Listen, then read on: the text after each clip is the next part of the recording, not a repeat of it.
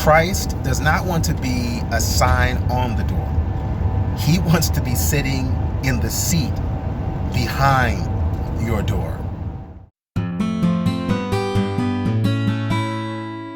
Grace and peace, everybody. Welcome to Sabbath School Study Group. This is part number 3 of this 5-part series, talking about the mystery of the gospel. And one of the powerful ideas that the gospel expresses to us is the closeness that God wants to have with us through Christ.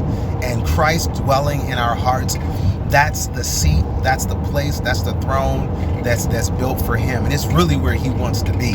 And when we understand that, that is a safeguard against hypocrisy, and we start entering into holiness because Christ has started to enter into us. And he does that through dwelling in our hearts by his Spirit. Let's look at some verses to back that up.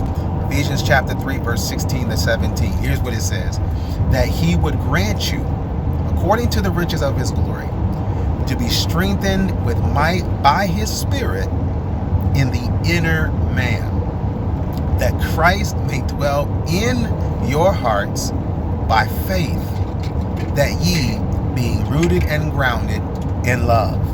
And it goes on to continue the promise, but we're going to focus on this point right here, the preposition of where Christ wants to be. He wants to be in our hearts. And here we understand the agency, the vehicle by which he's able to do that. Where in the past, when he was talking with Peter and when he was eating with John and when he was pleading with Judas, he was doing that face to face. But now Christ can dwell in us, if you will, spirit to man. He can dwell in us, and that only happens if and when we trust him by faith. When we make that decision, when we choose Jesus, he now enters into our hearts and he expresses himself. He reveals himself by empowering us to live the life, to do what he did, and to be him on earth because he's dwelling in us. To really paint this picture even clearer, look at Christ's words and what he said and what he promised himself. In John chapter 14, in verse number 23, Jesus is speaking. He answered, and he said unto him, if a man loves me, he will keep my words, and my Father will love him, and we will come unto him and make our abode with him. He's promised that if we choose him, because we love him, that he will dwell in us. Now you may say, well, okay, Christ now is saying not only will he dwell in us, but then he says the Father will come in and dwell in us. Well, how is this possible?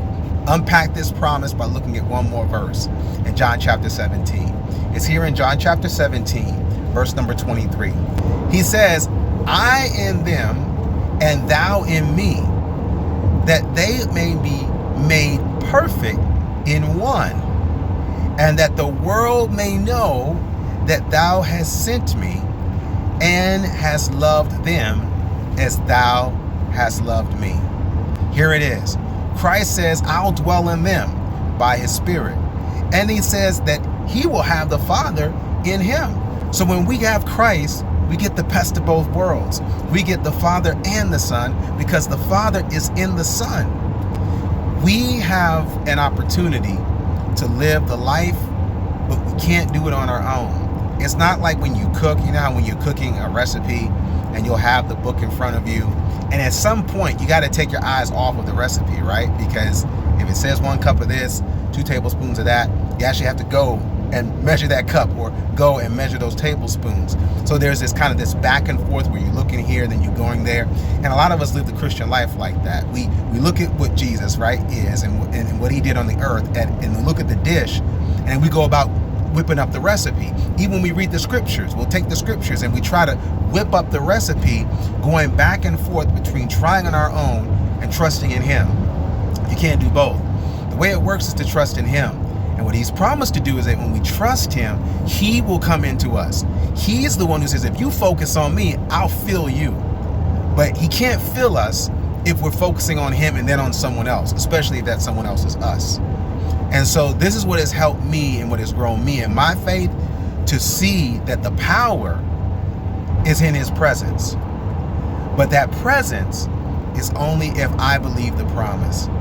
That's Christ in us, the hope of glory. And I hope that this study has helped paint a clearer picture of the work of the Spirit of God in us so that we can do the work of God in the world.